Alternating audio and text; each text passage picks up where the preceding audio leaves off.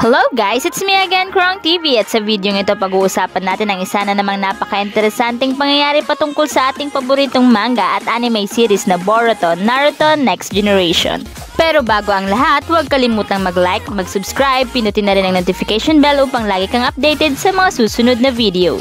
A, B, C, D.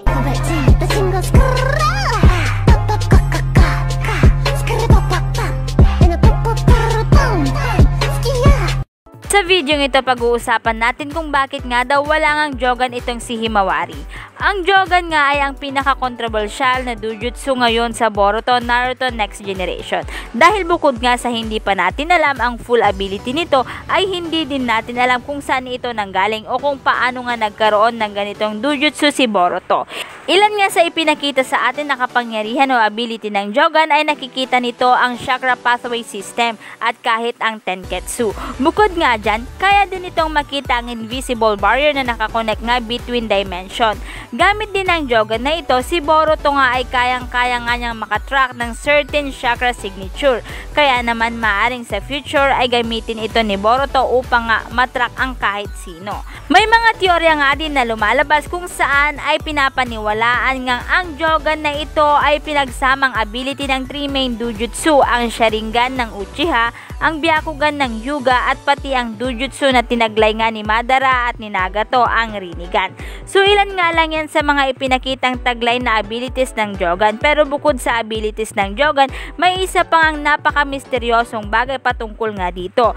Dahil sa hanggang ngayon, ang Jogan na ito ay hindi pa nga malinaw kung saan nga ito galing o kung paano kaya nagkaroon ng ganitong ability si Boruto. Dahil kung titignan, walang ganitong dojutsu si Naruto. Iba din ang dojutsung taglay ni Hinata, kaya naman paano nga siya nagkaroon nito?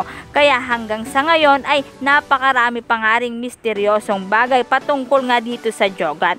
Kabilang na nga dito ang ating topic ngayon, kung bakit nga ba walang Jogan itong si Himawari Uzumaki. Hindi nga lingid sa ating kaalaman na si Himawari ay anak din ni Naruto at ni Hinata. Sa madaling salita ay kapatid siya ni Boruto.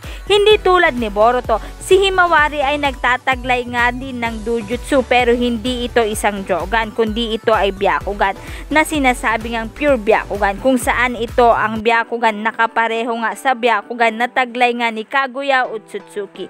Pero since alam naman natin na kapatid nga siya ni Boruto, meaning iisa lang ang genes lamang na pinanggalingan nila. So how come na itong si Himawari ay walang taglay na Jogan na katulad ng kay Boruto, bagkos Byakugan lamang ang taglay niya? Kaya naman sa video ito, subukan nga nating alamin kung bakit nga ganito ang nangyari. So para masagot nga natin yan, since hindi naman din natin alam kung papaano nga ba nagkaroon ng ganito si Boruto, isa-isahin nga natin ang teorya kung papaano nga nagkaroon ng Jogan si Boruto. At sa mga teorya nga ito natin ibabase kung bakit nga ba walang Jogan itong si Himawari.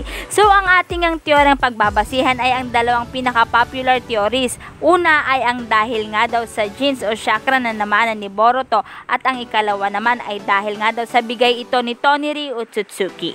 So unahin nga natin ang teorya na dahil daw ito sa genes o chakra, kaya naman tinaglay nga ni Boruto ang Jogan. Kung matatandaan, ang teoryang ito ay ang pinaka-popular sa lahat ng mga teorya na naglalabasan, kung saan sinasabing ang pagkakaroon ng Jogan ni Boruto ay dahil sa namanan niya ang genes o chakra na nagmula kay Hamura Otsutsuki at Hagoromo Otsutsuki.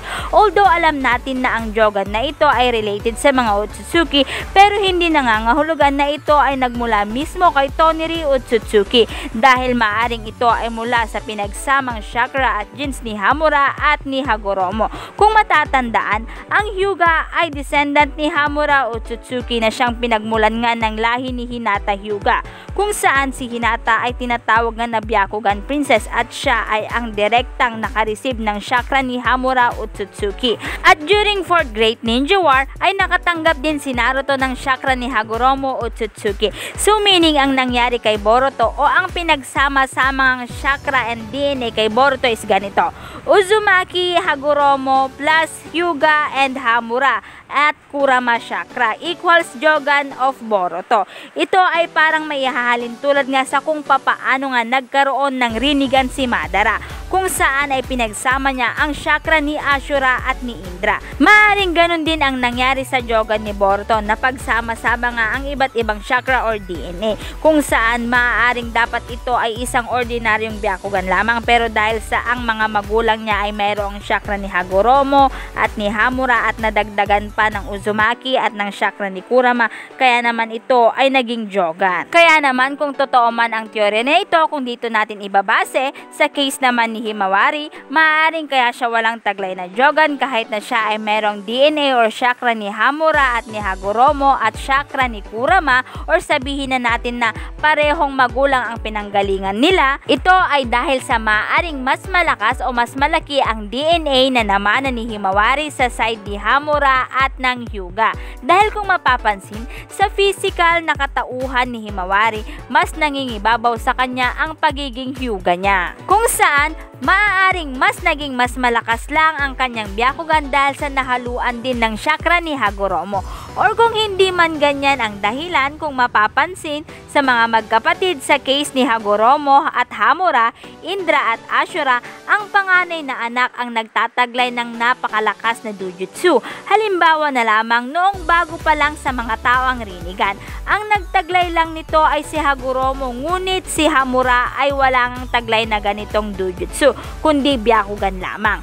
At sa anak naman ni Hagoromo na si Indra at si Ashura, ang panganay na si Indra lamang ang nagtataglay ng nooy bago rin sa paningin ng tao ang Sharingan, at wala rin nito si Ashura.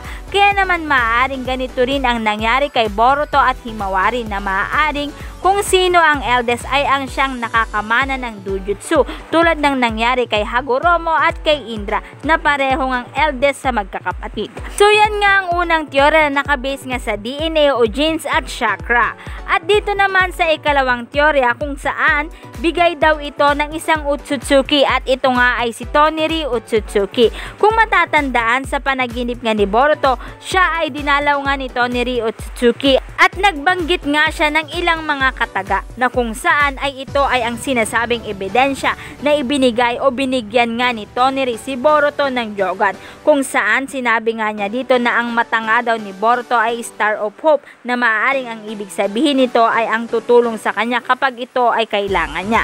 Dagdag pa dyan, noong nag-usap din si Urashiki at si Toneri, kung saan ay binanggit nga ni Urashiki na meron ngang ginawang something si Toneri, kung saan ay binanggit nga ni Urashiki na meron ngang ginawang something itong si Toneri sa anak ng babae, which is maaring ang binabanggit dito ay si Hinata at ang anak dito ay si Boruto, na maaring ito nga ay ang pagbibigay nga ng Jogan. Kaya naman kung totoo man ito na dito nga galing ang Jogan ni Boruto, maaring kaya walang Jogan si Himawari ay dahil sa hindi nga siya pinagkalooban ng ganitong mata ni Toneri, at si Boruto lamang ang napili ni Toneri na magkaroon nito.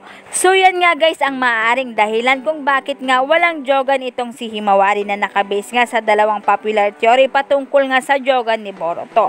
Pero kahit na ganito, sa tingin ko hindi magiging problema ito kay Himawari, dahil pansin ko lang sa tingin ko lang hindi ordinaryong Byakugan ang taglay ni Himawari, marahil ito nga daw ay kasing lakas nga ng Byakugan ni Kaguya Otsutsuki, kaya naman it doesn't matter kung meron siyang Jogan o wala. Pero kung kayo ang tatanungin guys, ano sa tingin nyo, bakit nga kaya walang Jogan itong si Himawari? I-comment nyo lang ang inyong kasagutan sa ating comment box. At dito na nga nagtatapos ang video ito. Any comment and suggestion, just comment down below. Thank you!